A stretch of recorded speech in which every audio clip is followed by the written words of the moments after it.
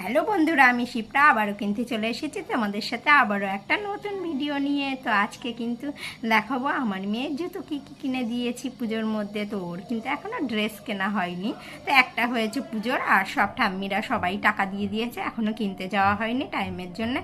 তো যাব সানডেতে, আবার তোমাদের সাথে সেটাও শেয়ার করব। তো আমার মেয়ের জুতো কিন্তু কেনা হয়ে গেছে, সেই জুতোটাই কিন্তু এখন দেখাবো, তোমাদের সাথে শেয়ার করবো।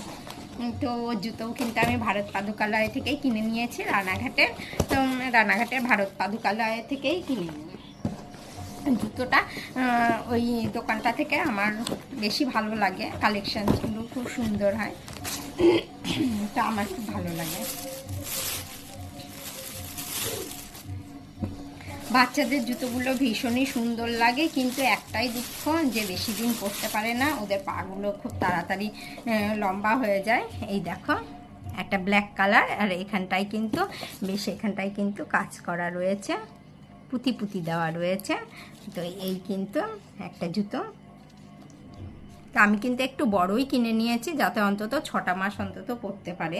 তো বেশি দিন তো পরতে পারে না, খুব বেশি হলে 6 মাস, তার বেশি আর পরতে পারে না। তো এই জুতোটা কেমন লাগলো অবশ্যই কিন্তু কমেন্ট করে জানিও। আর একটা